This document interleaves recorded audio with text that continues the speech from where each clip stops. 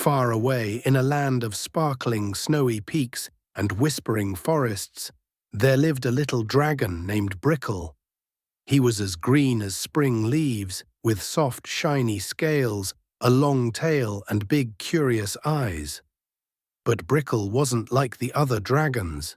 He couldn't breathe fire, he couldn't fly very high, and he definitely didn't scare knights. That's why he often felt useless. His brothers and sisters trained every day. One of them could blow fiery rings into the air, another soared above the clouds, and the eldest had a whole cave full of shiny treasures.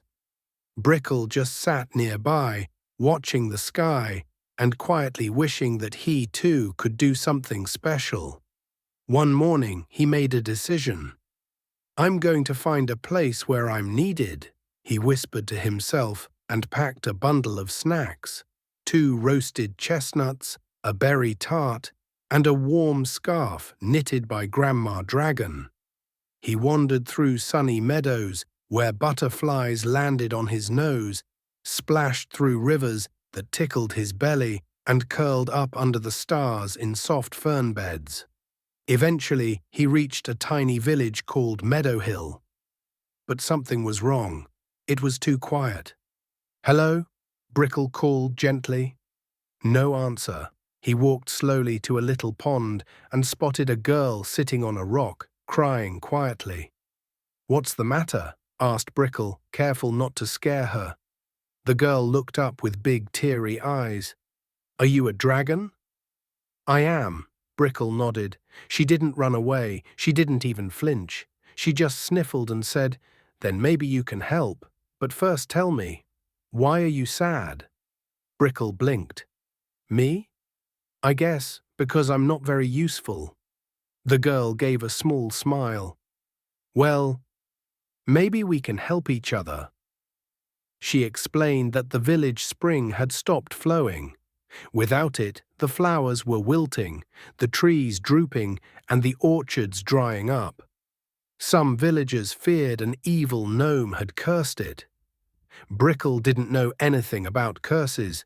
He couldn't fight or cast spells, but he was small, gentle, and very curious. "Show me the spring," he said. The girl led him to a stone circle sunken into the ground. It was dry, surrounded by withered wildflowers and sad buzzing bees. Brickle leaned down and sniffed. He felt something odd. No magic, no gnome, just mud and stones stuck inside. He began to dig, carefully, patiently, with claws and sticks and his soft little tail. He worked until the sun began to set behind the hills. And then, whoosh, a joyful splash of clear singing water burst from the ground. The spring was back. The villagers poured out of their houses, clapping and laughing. Children danced barefoot in the water, and the girl hugged Brickle tightly. "You saved our village," she cried. "I just unclogged a hole," Brickle said shyly. "Yes," she grinned, "but only you noticed. Only you were willing to get your claws muddy." From that day on, Brickle stayed in Meadow Hill. He didn't breathe fire.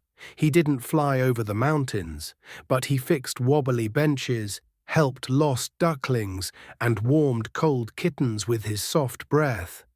And slowly, he realized something important. You don't need to be loud or fierce to be special. Sometimes being kind, helpful, and gentle is exactly what the world needs. Don't let the next magical tale fly away. Subscribe now and come back tomorrow to hear another story.